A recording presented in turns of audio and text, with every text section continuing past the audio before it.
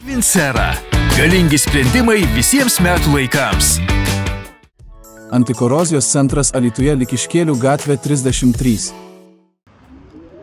Vasaros pradžioje diskusijų banga kilo dėl prie Rotušės aikštės atsiradusio kelio ženklo Dviračių gatvėje.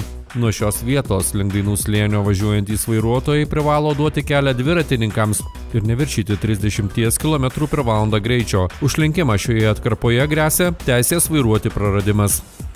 Dalis miestiečių tuomet piktinosi, esą ženklas blogai matomas, o jo prasmė abejotina – nevykdoma greičio kontrolė. Gyventojai pasakojo, kad ši atkarpa vis dar važiuojama dideliu greičiu, todėl dviratininkai dažniau renkasi šaligatvį, o nevažiuojamąją dalį. Aš jį pamačiau pirmą kartą, gatvę pravažiavau, bet supratau, kad aš noriu gyventi ir aš daugiau nevažiuoju gatvę, aš tiesiog šaligatviais važiuoju. Mano manimu, jeigu pastatytas ženklas, tai tada turi būti ir kontrolė ir kontroliuoti griežtai. Toliau dviratininkų čia intensyvaus eismo nėra.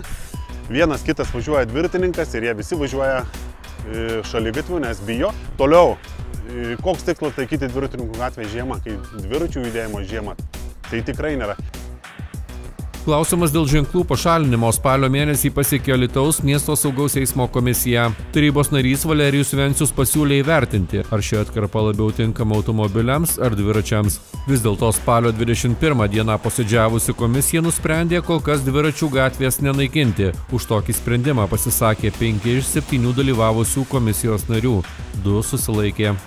Komisijos pirmininkas Gintaras Rakaitis informavo, kad dar ankstesnėme posėdyje buvo nuspręsta Jono Basanavičiaus gatvės atkarpą nuo kino teatro Dainava iki Maironio gatvės paženklinti siaura ištisinė linija, taip apribojant automobilių lenkimą. Ši atkarpa jau paženklinta, o siekiant, kad ženklai būtų aiškesni vairuotojams, jie iš Sporto ir Maironio gatvių bus perkelti į Basanavičiaus gatvę. Alytuje tai naujovė, todėl norime duoti laiko vairuotojams ir dviratininkams priprasti. Po kito dviračių sezono situaciją vertinsime iš naujo, teigė komisijos pirmininkas Gintaras Rakaitis.